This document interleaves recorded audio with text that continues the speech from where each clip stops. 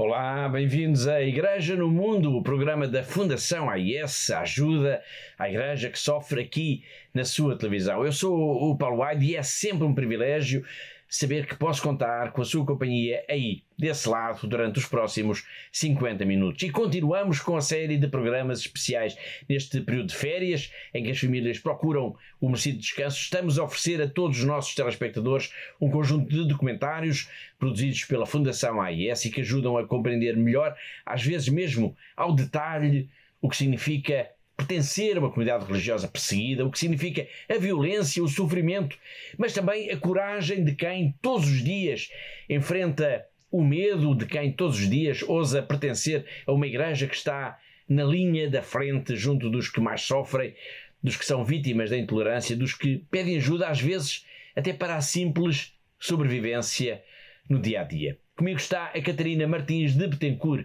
a diretora da Fundação AIS em Portugal, que saúdo desde já. Olá, Catarina. Olá, Paulo, e olá também a todos os nossos telespectadores.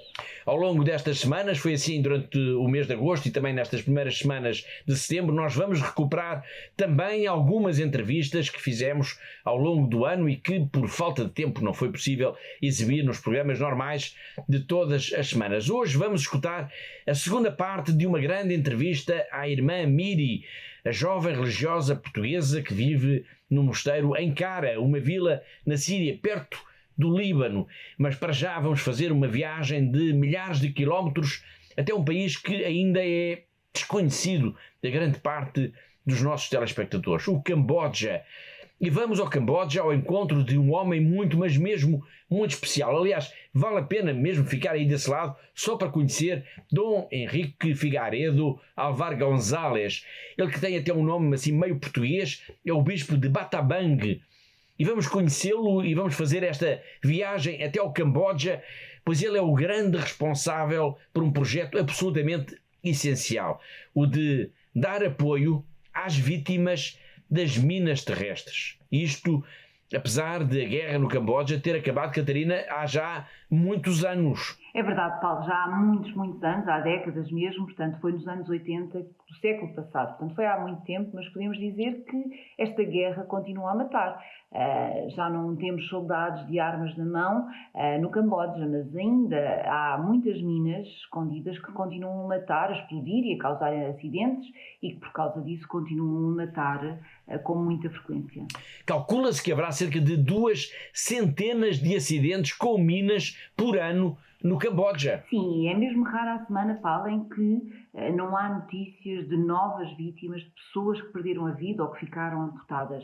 E importa dizer que a maior parte destas vítimas são pessoas pobres, são agricultores, são pessoas que têm de cultivar os campos para que possam sobreviver e estes campos ainda não estão totalmente desminados. É terrível imaginar como uma guerra pode perpetuar-se assim por causa das minas, a arma talvez mais traiçoeira de todas, mas a Igreja está atenta a todo este sofrimento. Nós vamos conhecer Dom Henrique Alvar González, prefeito apostólico de Batabang, no Camboja.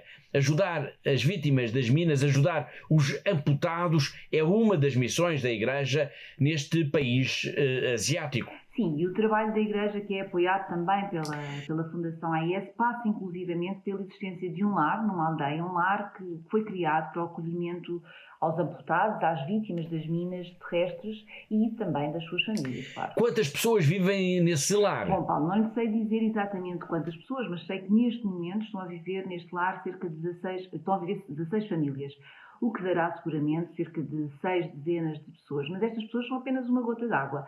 Portanto, digamos assim, neste universo de vítimas das minas que foram colocadas então durante a guerra no Camboja. Vamos já exibir a reportagem sobre as minas e importa dizer que estas minas que mataram e feriram e que continuam a matar e a ferir pessoas no Camboja foram produzidas nos Estados Unidos, na Rússia, em diversos países da Europa do Leste e ainda nos tempos da União Soviética e também na China. E já agora, por curiosidade, Catarina, que podemos dizer nós da comunidade católica de Batabang, onde está o bispo Dom Henrique Alvar González? Bom, Paulo, posso dizer que tem crescido e muito graças ao trabalho e ao carisma do bispo. Portanto, quando ele chegou, há mais ou menos 2 décadas, havia menos de 3.000 católicos nesta região. Hoje, são mais de 8 mil, portanto praticamente triplicou o número de fiéis e penso que isso diz tudo, Paulo. Sem dúvida, são números que falam por si.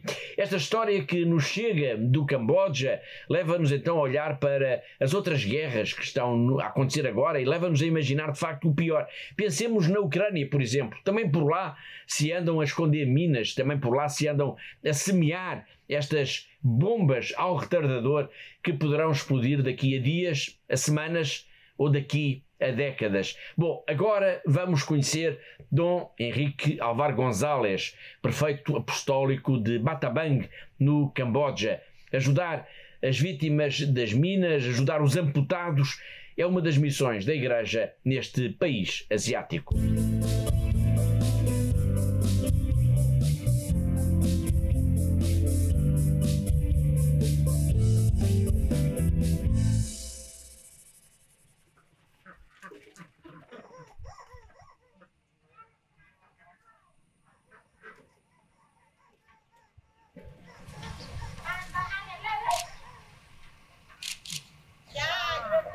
Chụp tại cái chụp cái nè lúc dây chụpอายุវិញសុខភាពល្អអានេះកូនចៅនៅទីនេះឲ្យរៀនប៉កែនេះទៅបញ្ញាជី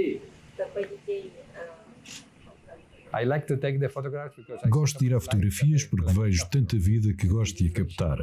De criar amizades, porque o melhor presente que posso dar à pessoa cambojana é a sua própria fotografia. they appreciate very much that I can give back their photo. Eles apreciam muito que eu possa dar-lhes a sua fotografia. As fotografias criam a memória de pessoas bonitas, avós bonitos, os seus rostos, a pele, tanta história nas suas mãos. Rostos de crianças com olhos muito grandes e um sorriso lindo. A fotografia da paisagem, do rio, do campo de arroz, do seu lar, da escola, a sua própria fotografia da família. O Camboja para mim é como um arco-íris com muitas cores. O verde seria a bela cor do campo, dos campos de arroz, o verde que se torna amarelo. Essa seria a minha cor favorita do Camboja.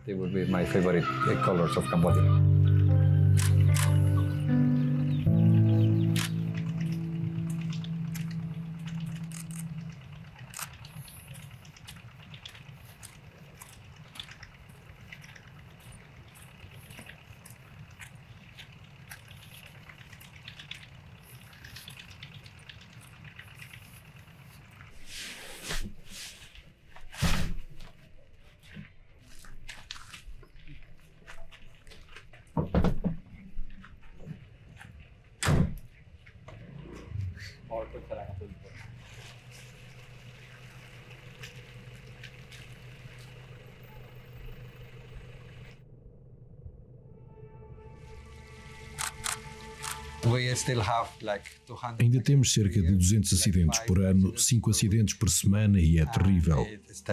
As minas estão escondidas em lugares onde só andam pessoas pobres porque vão trabalhar nos campos de arroz, ou na floresta, ou caçar.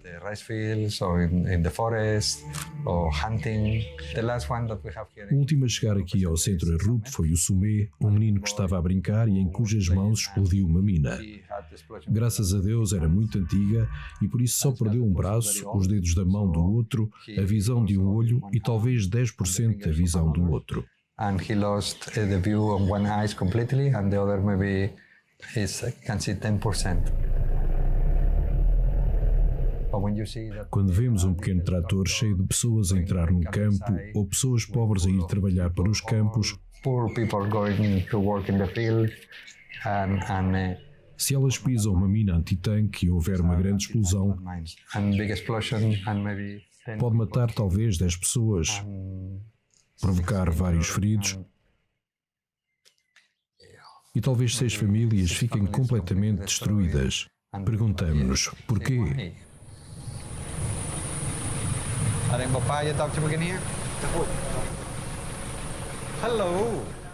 Como te sentes hoje? Bem, obrigada. Vais ter uma cadeira de rodas, sabias? A tua professora já te disse? Sim. E o que é que a tua professora te disse? que vais sentar-te numa cadeira de rodas? Queremos que te sentes nela. Olha, eu vou ensinar-te a usá-la. Se calhar já sabes usá-la. Tens muita força? Sim, padre. Muito bem. Tenho uma cadeira de rodas para ti, mas não há sítio por onde andar. Há lama por todo o lado.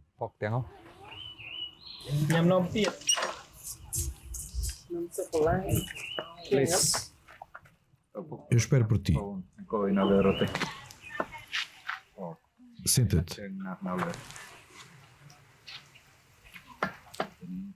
Põe a perna no apoio. Senta-te direita. Esta cadeira de rodas é muito moderna. Tens apenas um travão. É fácil de usar.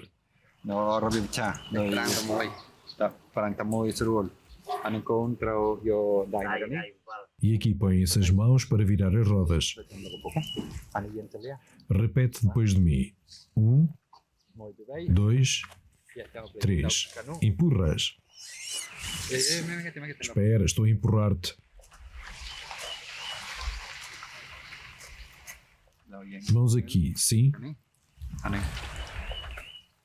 Roda. Vamos regressar. Diz adeus à tua mãe.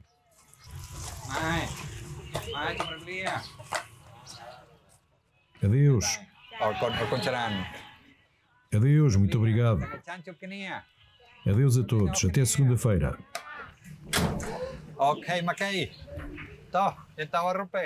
Agora levamos a menina ao Centro Errup. O Centro Errup é uma casa de acolhimento que temos para os jovens e crianças com deficiência.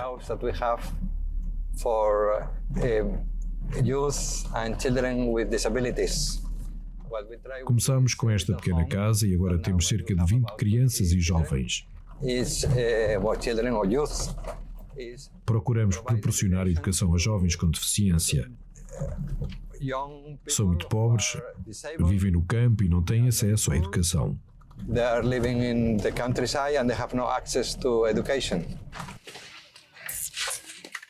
Estás contente? Estou muito contente por te trazer aos teus amigos. Se estás feliz, eu também estou.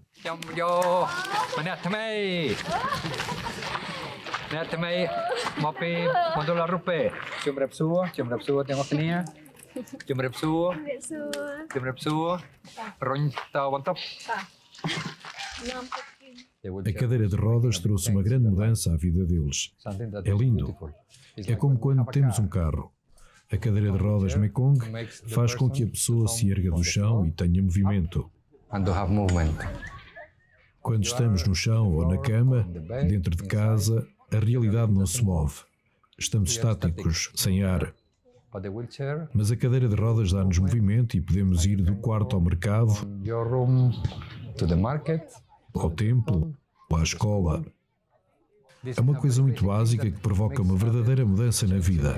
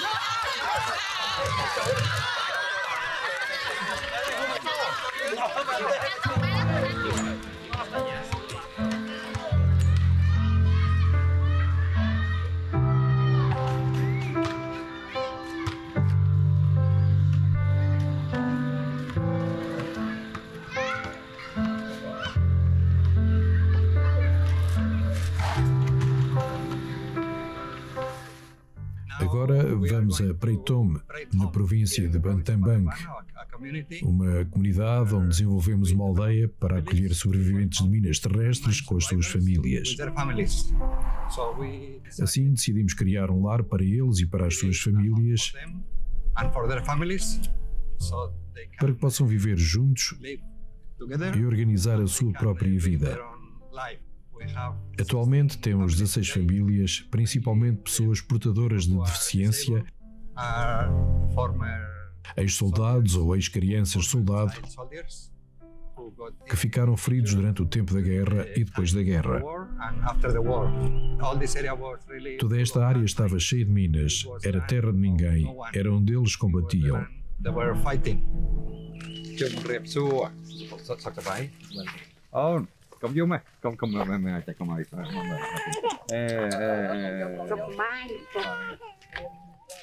Para onde vai? Por aí. Então vamos dar um passeio. Está tudo bem? Sim, obrigada. Tem saudades dos seus filhos? Oh, sim, tenho saudades de todos. Até de mim? Sim, de todos. Trouxe-vos a minha namorada. Oh, céus, meu Deus. Esta é a minha namorada e hoje vou pedi-la em casamento.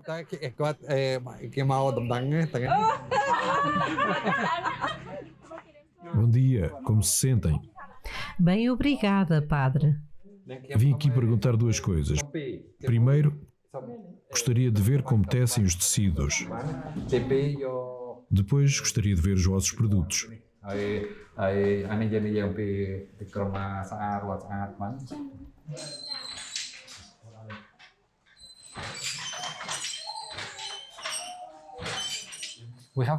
Temos milhares de sobreviventes de minas terrestres, amputados.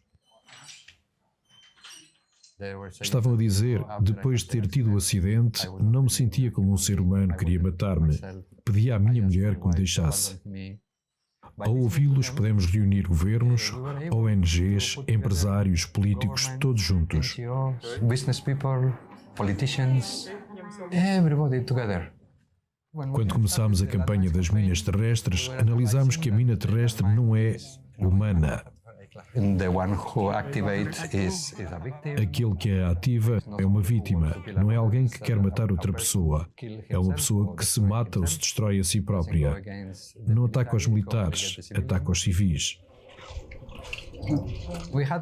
Tínhamos 25 a 30 acidentes por dia, era algo normal. Havia minas e as pessoas ficavam feridas. Era a vida. Muitas das minas terrestres que podemos encontrar no Camboja são dos Estados Unidos, da Rússia, da Europa de Leste From Russia, from East Europe, e muitas da China. many from China. Foi um processo que começámos no início dos anos 90 e em 1997 passou a haver uma lei e um acordo internacional assinado por mais de 140 países. Over 140 countries who signed, but some Alguns países ainda não assinaram. they're still killing. Continua a matar pessoas comuns na Síria, sul do Sudão, Somália, em todo lado. Everywhere.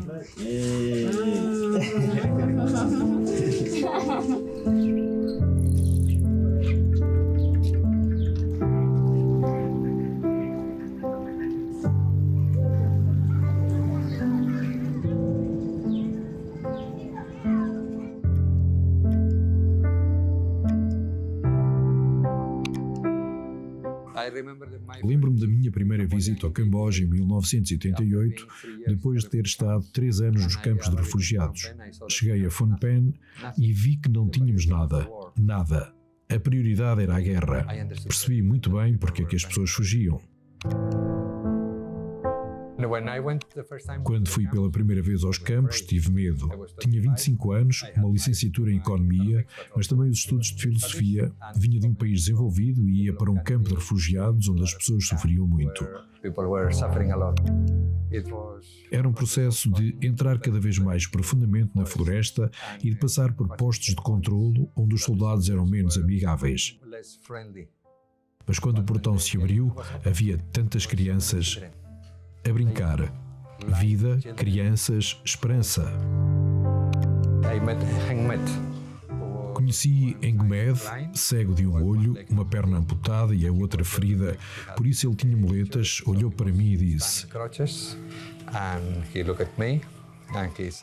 ouvi dizer que vinha para nos ajudar. Eu estava com medo e disse: sim. E ele respondeu: muito obrigado. Vamos dizer-lhe o que precisamos. Uau, Relaxei. Ele ia dizer-me o que eu tinha de fazer. Estava tão feliz por ser tão bem acolhido.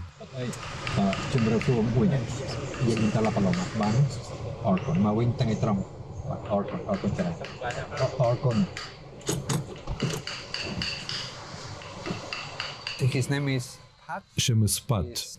É duplo amputado e não tem mãos por causa da explosão de uma mina terrestre. Durante a guerra esteve no exército dos Khmer Vermelhos. É pai de 5 filhos, tem uma linda esposa e talvez agora já tenha 3 netos. Conto-vos a história de como o conheci. Fui ao hospital para ver as pessoas que tinham sido feridas por minas terrestres. Conheci uma senhora que tinha 3 filhos pequenos, todos doentes, e que não tinha mãos a medir para cuidar das crianças. Por isso ajudei-a. Depois, à tarde, fui visitar pessoas com deficiência e conheci Pat, este homem.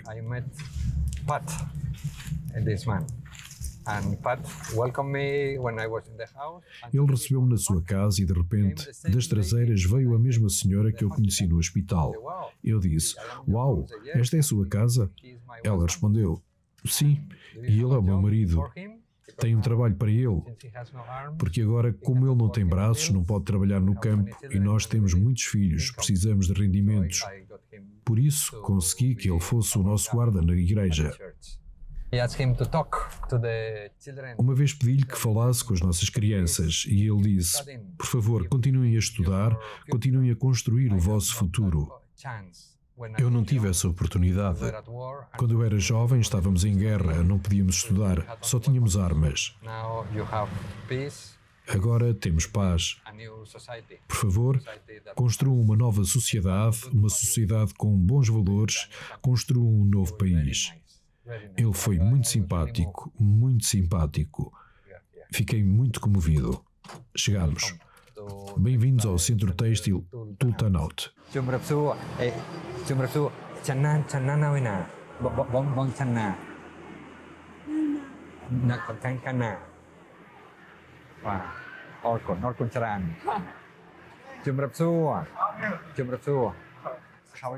Como vai? Já viu como estão os seus olhos? Ainda não. Tem de ver. É a oportunidade que temos.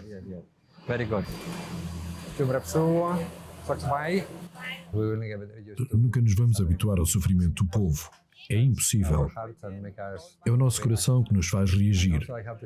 E também tenho de dizer que o sofrimento vem muitas vezes com centelhas de esperança. Talvez porque temos fé, acreditamos. Aquele que nos vai levar à luz não somos nós. Deus dá-nos a força para irmos, para sermos humildes. Mas também temos de saber que não somos nós que vamos resolver o problema com as nossas forças. O que podemos fazer é ser amáveis, acompanhar e Deus guiar-nos-á. Porque penso que a solução dos problemas muitas vezes vem até nós a partir das pessoas que sofrem. Viemos para partilhar a nossa vida e somos hóspedes deles. Estamos a aprender e temos de caminhar com eles.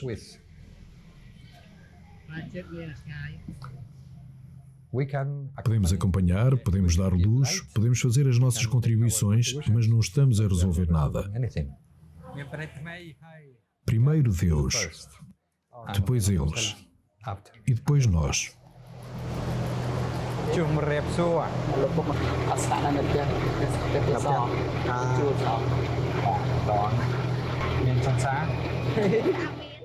Chen é um rapaz. Agora tem 21 anos e teve um acidente com uma mina terrestre há 5 anos, quando tinha 16 anos, e perdeu as 2 pernas. Queria ir visitá-lo à casa dele. Dei-lhe ânimo. Chen, tu tens futuro. Por favor, deixa-me ajudar-te. Vem connosco, vem estudar e verás. E ele veio, e foi ele que descobriu as suas capacidades, as suas possibilidades. E fazia perguntas, e nós só tínhamos de estar perto dele. E hoje está na universidade e é feliz. Ele é um mistério de vida.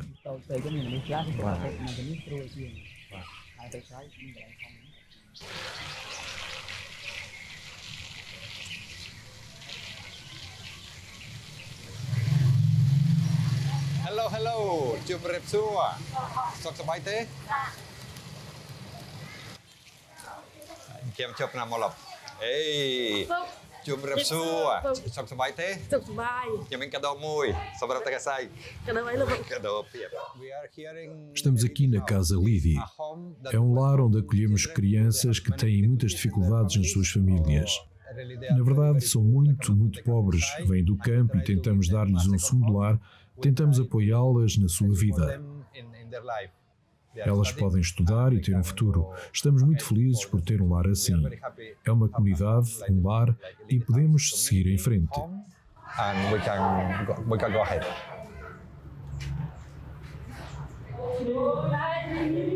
สุขสบายเลยผม Kau tahu hantar cuma kenyam? ទៅ Oh, kau cerai. Neng cup kini nanti nu. មកแล้วผม Oh. For example, Por exemplo, de Cherac, este menino salvámo-lo do tráfico de seres humanos. human trafficking. O pai vendeu-o porque precisava de dinheiro para a droga. Foi vendido com a irmã mais nova a uma família na fronteira, em Poipet.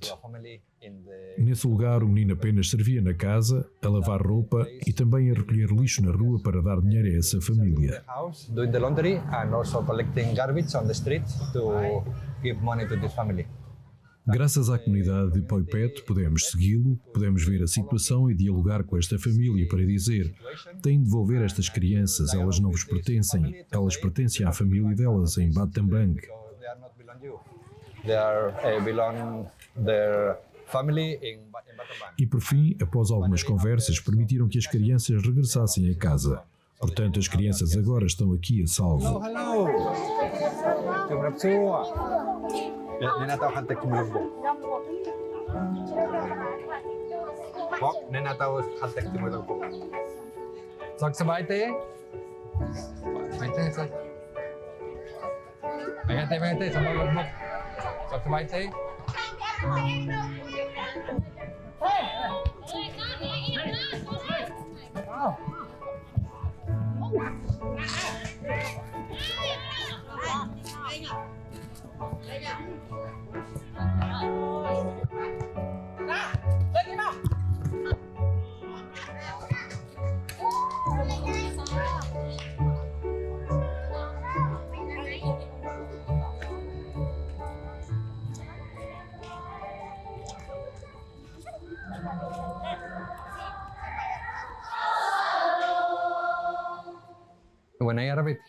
Quando cheguei aqui a Battambang para ser prefeito apostólico, vinha a chorar porque sentia a falta de Banteng Briep.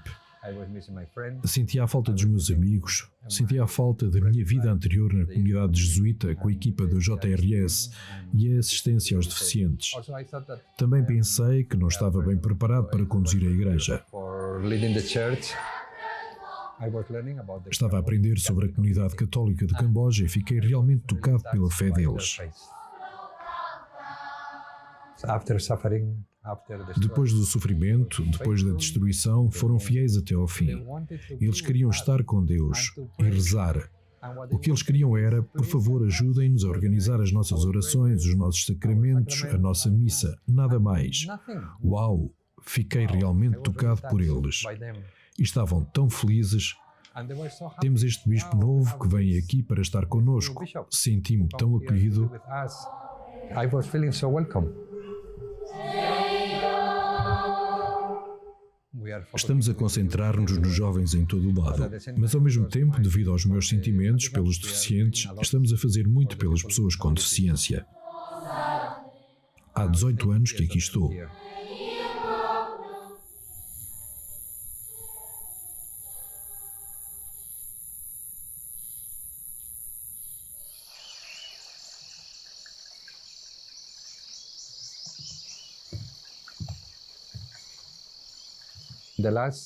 Nos últimos 8 anos, esta comunidade católica triplicou. Quando aqui cheguei, éramos menos de 3 mil. Agora somos mais de 8 mil. Os números falam por si, mas penso que isso não é o mais importante. O importante é que estamos a testemunhar o amor de Cristo, o amor de Deus através de Cristo. A nossa viagem é muito bonita, com dificuldades, com frustrações, com muitas dores de cabeça, mas muito agradável. E também, uma vez que somos pequenos, a igreja é a nossa casa, a nossa casa.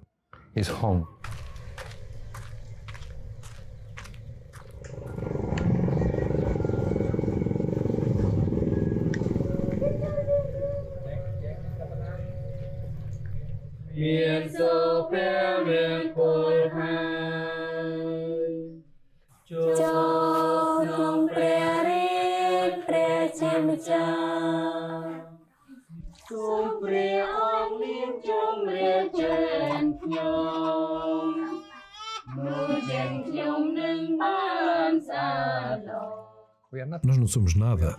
Somos alguns milhares. Não somos nada. Portanto, é muito bom sermos humildes. Temos muito pouco e também faz-nos colaborar com os outros. A sociedade cambojana acolhe-nos porque vê que estamos aqui para o bem comum. A palavra de Deus é isto.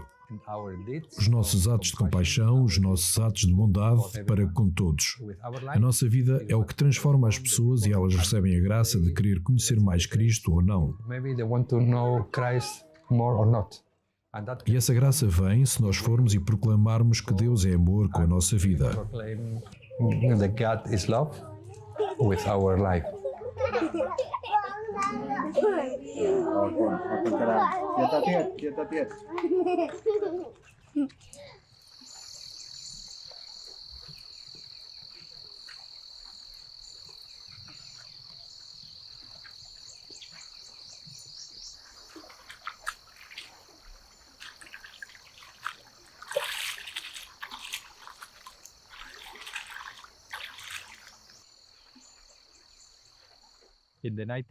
Na década de 90, quando a estrada de Siem Reap para Sisaponga era muito plana e não era tão boa, e atravessávamos os campos de arroz, só conseguíamos ver um grande campo de arroz e uma árvore no meio. A beleza daquela paisagem comoveu-me. Um dia, quando ia com um jesuíta no carro, disse-lhe: Tim, vais ver uma bela paisagem, prepara-te. E quando lá chegámos, ele viu só verde, verde, verde e a árvore no meio e disse: Uau! Tão solitária, tão solitária. Eu perguntei, por que dizes isso? E ele respondeu, porque é como a vida do padre, sozinho no meio da beleza. Solitário, mas partilhando a vida com muitos outros. Assim, a árvore significa ter raízes na mesma terra, na mesma água, partilhar a vida, partilhar a história. Essa árvore tornou-se o símbolo da nossa presença, mas também da presença de Deus, que é fiel a nós no meio da beleza, no meio da solidão. Aquela árvore dá abrigo aos cowboys que estão de passagem, às pessoas que trabalham nos campos de arroz, e é um lugar onde as pessoas vêm e lá ficam. É uma árvore solitária, cheia de amigos e cheia de carinho. É um ícone da nossa presença e da nossa vida com o povo.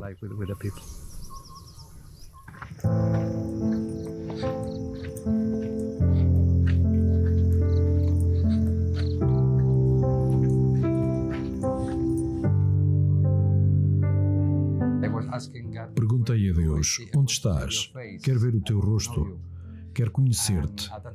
E nessa altura a resposta foi, o meu rosto é o rosto das pessoas que sofrem. E Deus fala através delas. Quando encontro muitas pessoas com deficiência, é a voz de Deus a falar comigo. E é a voz de Deus a dizer, eu estou aqui, eu preciso do teu amor. Temos de estar lá, escutar e ser companhia. Para mim, está a transformar a minha vida, mas penso que também está a transformar a Igreja e o mundo.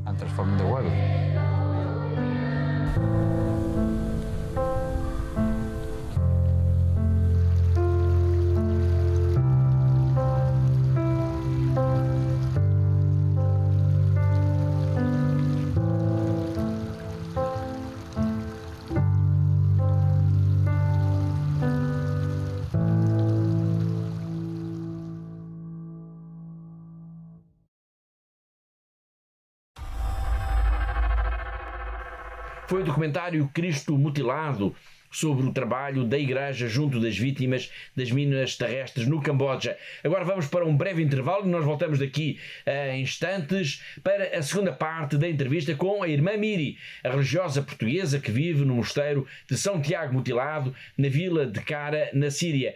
Uma entrevista gravada em Lisboa em março e que começámos a escutar aqui na semana passada. Até já!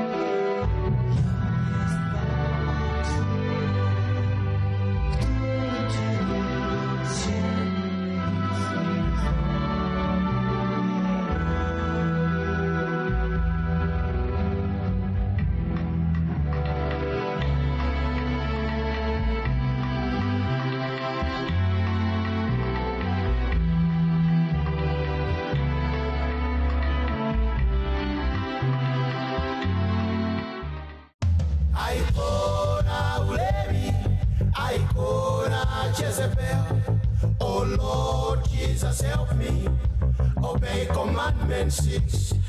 Icona Ulevi, Icona Jezebel. Oh Lord Jesus, help me obey commandment 6. Jesus is the way, Jesus is the truth, Jesus is life, the light in my path. Deliver me from evil, help me overcome. Oh Jesus, oh Jesus, oh Jesus, oh Jesus, yeah. I can say, Jezebel. Oh Lord Jesus, help me obey commandment 6. I can say,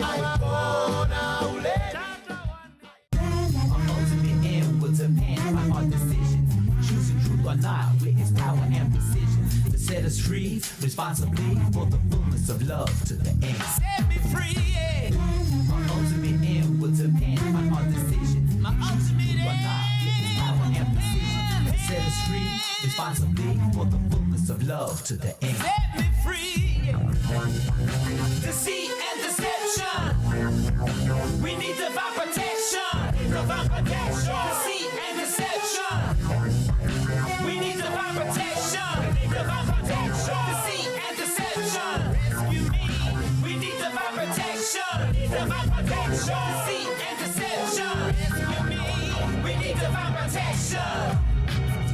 We need divine protection. Oh, Kyrie.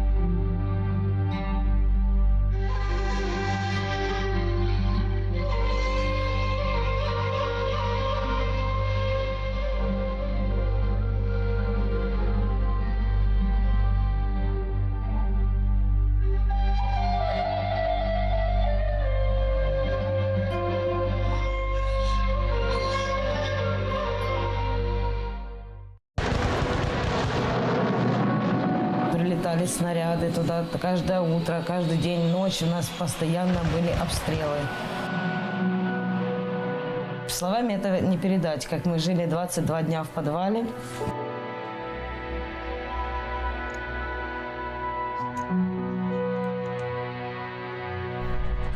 Спали на полу, ели то, что приходилось найти на магазине.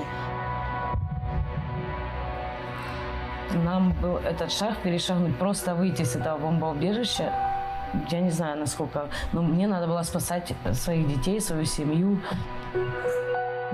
Я взяла иконы, взяла детей, мы всех собрали и начали ту машину залазить. Нам 9 человек было.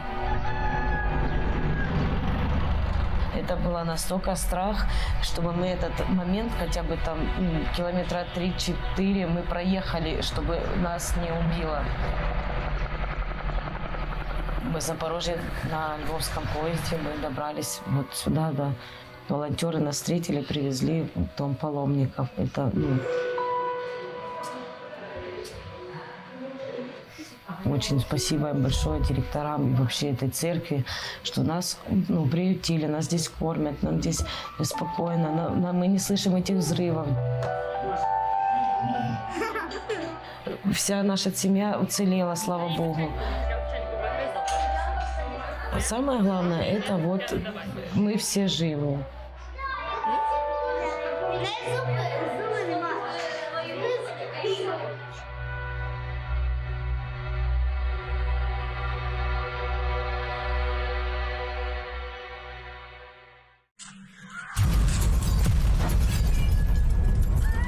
Перше, що були чути вибухи, почали до нас їхати перші біженці.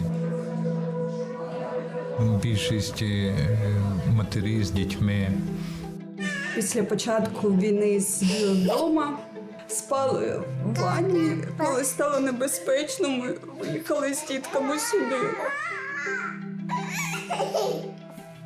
Перших днів війни якось світ змінився в Україні, і ми всі змінилися. В житті, яке змінилося, мусила працювати також і церква. Ми мусили закликати також і нашу католицьку школу, і семінарії. Ці місця ми постаралися також прийняти біженців. Хтось загубив своїх рідних, хтось був зґвалтований. Ми мали йому їх якось підтримати, зрозуміти і дати то відчуття, що ми разом. Дуже вдячна, що Богу, що ми попали сюди, і що зараз ми в безпеці, і о нас заботяться. Дуже вдячна.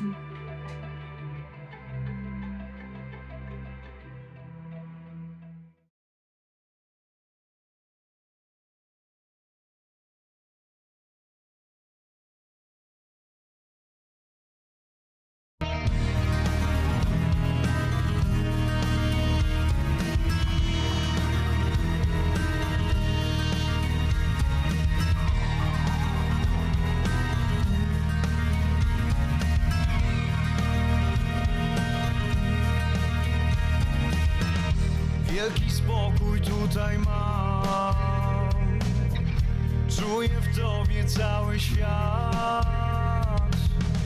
Twego serca ruch, jak muzyki rytm, bezpieczeństwo dajesz mi.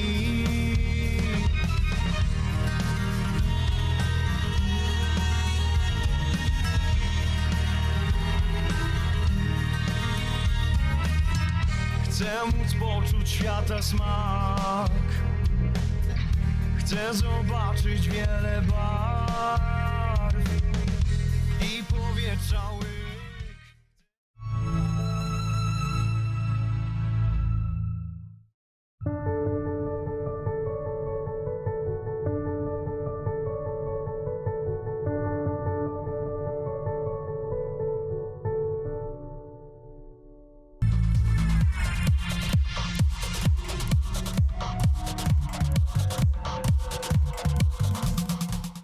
Olá de novo, está a ver Igreja no Mundo, o programa da Fundação AIS aqui na sua televisão. Eu sou o Paulo White, comigo está a Catarina Martins de Betancourt, a diretora da Fundação AIS em Portugal. E vamos então, como prometido, escutar a segunda parte da entrevista com a irmã Miri, a religiosa portuguesa que vive na Síria, no mosteiro de São Tiago Mutilado e que esteve de passagem por Portugal em março. Na altura, a irmã foi à sede da Fundação AIS, em Telheiras, e foi aí que a entrevistámos. Na semana passada nós emitimos a primeira parte da entrevista e antes de começarmos a escutá-la de novo, importa apresentar, para quem não a conhece, claro, a irmã Miri. Quem é esta religiosa portuguesa, Catarina? Claro que sim, Paulo. Então a irmã Miri é o nome religioso que ela adotou, ou seja, a Maria Lúcia Ferreira vive na Síria desde 2008 e pertence à congregação das Monjas da Unidade de Antioquia. Portanto, ela nasceu há 42 anos numa aldeia perto do Milharado, aqui junto a Mafra, portanto, e tem sido, ao longo dos últimos anos, uma espécie de correspondente da Fundação AIS, enviando-nos notas, apontamentos sobre o dia-a-dia da vida na Síria. E muito particularmente sobre a vida em Cara, onde ela vive. Sim, ela está no mosteiro de São Tiago Mutilado, na vila de Cara, que é muito próximo da fronteira com o Líbano. Ao longo dos últimos anos, como dizia a Catarina, a irmã Miri tem sido uma espécie de correspondente na Síria da Fundação AIS. E claro, não podíamos perder esta oportunidade para falar com ela com todo o vagar quando soubemos que estava em Portugal. A irmã veio para estar com a família, claro, mas também porque precisava de tratar de alguns dos seus documentos. E foi assim que combinámos a entrevista na sede da Fundação AIS em Telheiras, em Lisboa.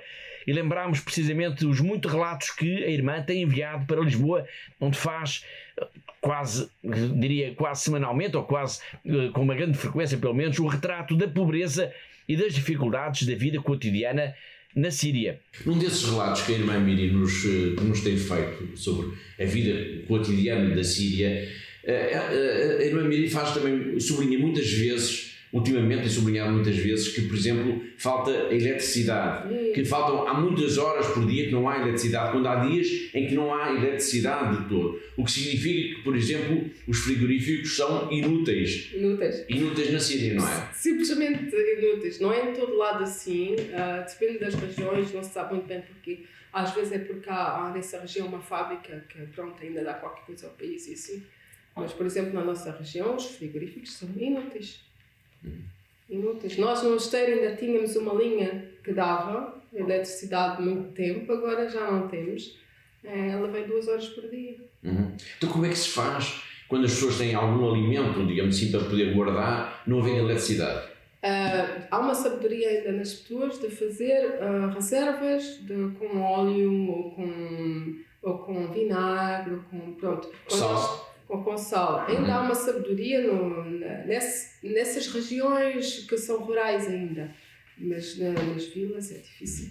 Eu presumo também que esta crise que nos está a falar, esta falta de alimentos, que depois se agrava com a falta de eletricidade e não só, acentua-se principalmente nas zonas urbanas, não é? Claro, eles são dependentes de tudo. De tudo, não tem nenhum pedaço de terra para poder cultivar seja o que for, ou ter animais, ou ter ovos, não é? Eu não sei se vos disse isso há um tempo, houve alguém que foi a Damasco por trabalho e depois disse, veio espantada, a cólera das pessoas, isso nos sírios, a cólera no sentido de raiva. Raiva. Isso nos sírios não há. Era raro, irmão, não sei o quê. É assim, eles entre eles tratam-se, irmão, não sei o quê. É muito cordial e vem aqui um café, um chá, assim. Mas ele disse que estava espantado da cólera com que as pessoas, a ira, que as pessoas tinham, os empregados entre eles a se gritarem, não sei o quê, pela pressão da vida, de não ter nada, de não se ter aquecimento, de não se ter... eles antes da guerra aqueciam-se, havia muita facilidade, tinham sempre... Agora eles sentem falta de muita coisa. Isso que está-nos a dizer pode-se descrever numa palavra, ou traduzir numa palavra, que é desespero. Há desespero nas pessoas da Síria hoje em dia, porque não estão numa situação crítica e não depende delas ultrapassar a situação crítica. Angústia e abatimento. Angústia. E abatimento, sim, de não ver fim à situação. Não veem, porque mesmo se levantassem as sanções, está tudo Tudo tão destruído, não é? Tudo tão arruinado. Não quer dizer as casas e assim, agora com o sismo, isso é outra coisa. Certo. A estrutura económica, das empresas. Tudo voltar ao normal. Demorará muito tempo.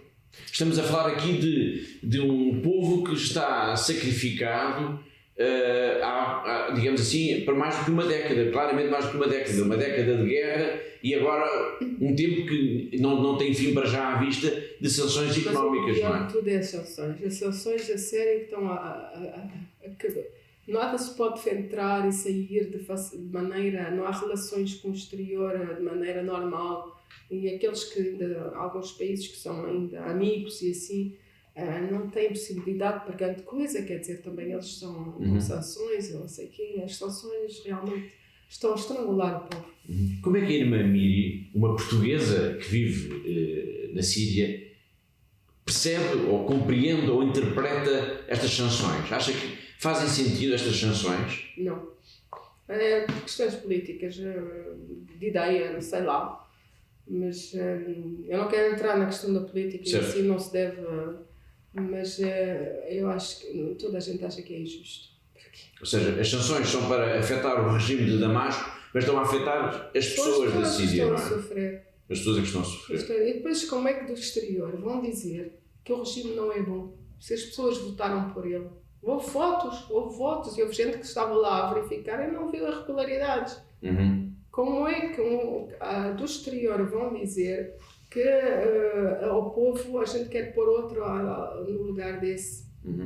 Não há, e depois, pronto, eu não quero entrar nisso, mas eu dizer que se retirarem este regime, bom ou mau, teve a particularidade, porque lá, eu já disse isto uma vez, lá não é como aqui, não se pode querer pôr lá a democracia como aqui, as pessoas são muito diferentes. Nós aqui, em primeiro somos portugueses, depois temos a nossa religião.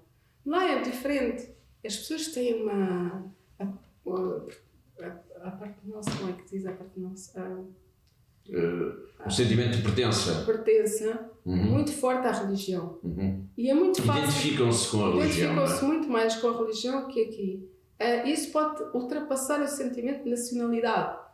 Por isso, o sentimento de como ser sírio. E às vezes a religião é mais alta. Ora, é preciso uma cabeça forte, ao mesmo tempo não violenta, mas forte, para manter uma certa ordem. E uma unidade no país também. Uma unidade no país. Então, esse regime teve a particularidade de, em alguns sítios era um bocadinho difícil, era assim, mas teve a particularidade de constituir uma unidade nacional. Porque não obrigava a não falar muito de religião entre as pessoas e assim, e pôde constituir qualquer coisa que era um regime que não tinha dívidas, um país não havia dívidas, não havia ninguém na rua.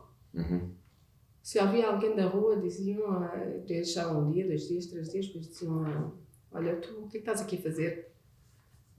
Vai para a tua família, senão vais para a prisão. E assim fazia que não havia ninguém na rua, não havia criminalidade, não havia, pronto, é um bocadinho assim, mas fazia uma ordem que permitia que havia paz e toda a gente vivia em cordialidade. Uma certa harmonia, não é? Hoje há sem-abrigos na rua? Claro, bastantes, refugiados, bastantes. Refugiados deslocados? Deslocados. Tem pessoas que perderam tudo, perderam a casa e não tiveram meio de habitar com alguém ou de poder pagar uma outra casa ou uma renda. Foi a irmã Miri na segunda parte da entrevista que concedeu à Fundação AIS e assim chegamos ao fim também do 5º programa especial de verão que preparámos para si. Para a semana cá estaremos com um novo documentário e a terceira parte da entrevista com esta religiosa portuguesa que vive na Síria desde 2008. Resta-me agradecer a colaboração da Catarina, assim como de todos os que ajudaram a produzir, a realizar e levar até si este programa. E já sabe, conto consigo sempre aí desse lado na próxima semana. Até lá, se Deus quiser.